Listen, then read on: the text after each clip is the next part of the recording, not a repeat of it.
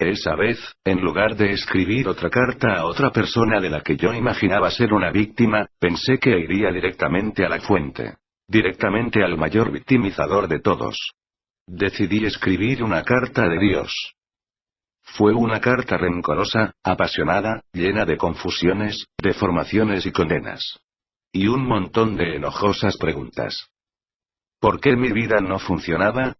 ¿Qué haría que llegara a funcionar? ¿Por qué no lograba ser feliz en mis relaciones?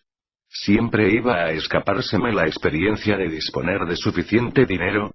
Finalmente, y sobre todo, ¿qué había hecho yo para merecer una vida de continua lucha como la que tenía? Para mi sorpresa, cuando hube acabado de garabatear toda mi amargura, mis preguntas sin respuesta, y me disponía a dejar la pluma, mi mano se quedó suspendida sobre el papel, como si la sostuviera una fuerza invisible. De repente, la pluma empezó a moverse por sí misma. No sabía en absoluto lo que estaba a punto de escribir, pero parecía que iba a acudir una idea, de modo que decidí dejarme llevar. Y lo que salió fue: ¿realmente deseas una respuesta a todas esas preguntas, o simplemente te estás desahogando? Parpadeé, y entonces surgió una respuesta en mi mente. La escribí también. Las dos cosas. Es verdad que me estoy desahogando. Pero, si esas preguntas tienen respuesta, tan cierto es que quiero oírlas como que hay infierno.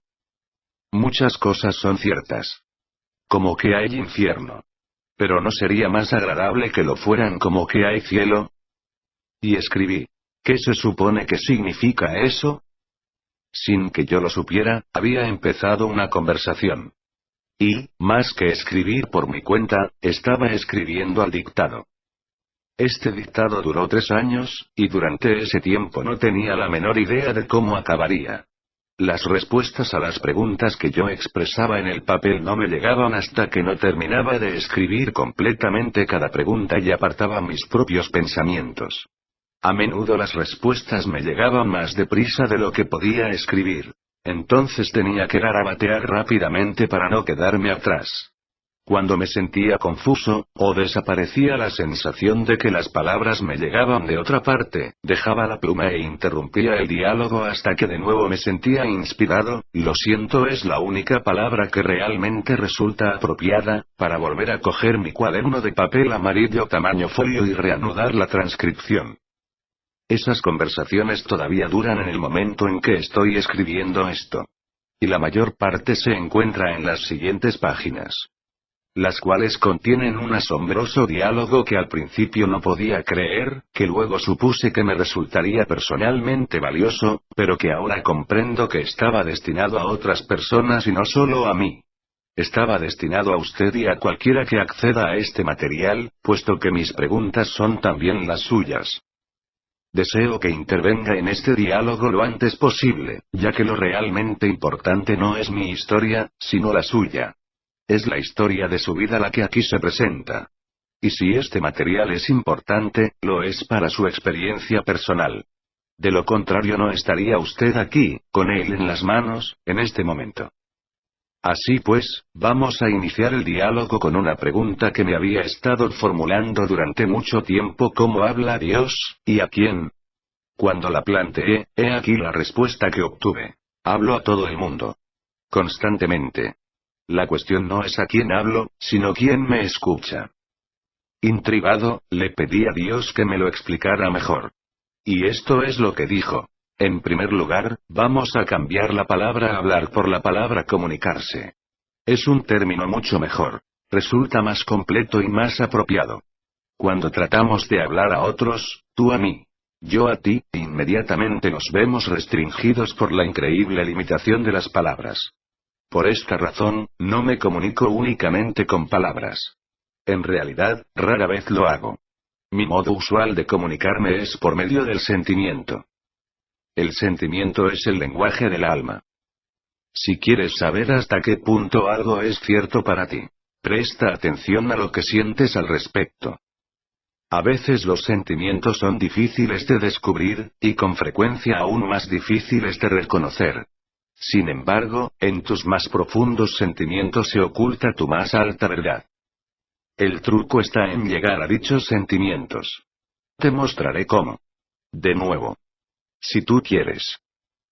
Le dije a Dios que sí quería, pero que en ese momento deseaba aún más una respuesta completa y detallada a mi primera pregunta. He aquí lo que Dios me dijo. También me comunico con el pensamiento. El pensamiento y los sentimientos no son lo mismo, aunque pueden darse al mismo tiempo. Al comunicarme con el pensamiento, a menudo utilizo imágenes. Por ello, los pensamientos resultan más efectivos como herramientas de comunicación que las simples palabras. Además de los sentimientos y pensamientos, utilizo también el vehículo de la experiencia, que es un magnífico medio de comunicación. Y finalmente, cuando fallan los sentimientos, los pensamientos y la experiencia, utilizo las palabras. En realidad, las palabras resultan el medio de comunicación menos eficaz. Están más sujetas a interpretaciones equivocadas, y muy a menudo a malentendidos. ¿Y eso por qué? Pues debido a lo que son las palabras. Estas son simplemente expresiones, ruidos que expresan sentimientos, pensamientos y experiencia. Son símbolos. Signos. Insignias. No son la verdad. No son el objeto real. Las palabras le pueden ayudar a uno a entender algo. La experiencia le permite conocerlo. Sin embargo, hay algunas cosas que uno no puede experimentar. Por eso os he dado otras herramientas de conocimiento, son los llamados sentimientos. Y también los pensamientos.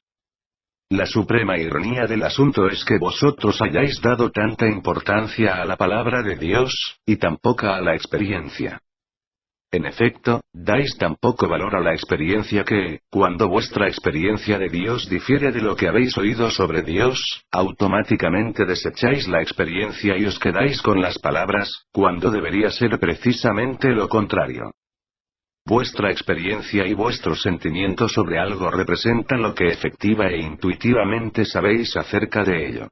Las palabras únicamente pueden aspirar a simbolizar lo que sabéis, y a menudo pueden confundir lo que sabéis.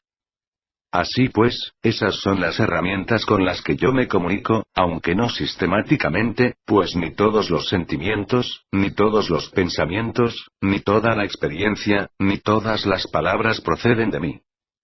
Muchas palabras han sido pronunciadas por otros en mi nombre.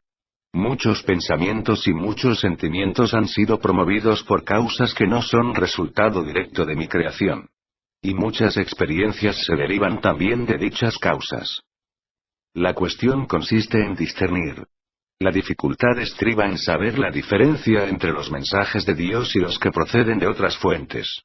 Esta distinción resulta sencilla con la aplicación de una regla básica. Vuestro pensamiento más elevado, vuestra palabra más clara, vuestro sentimiento más grandioso, son siempre míos. Todo lo demás procede de otra fuente.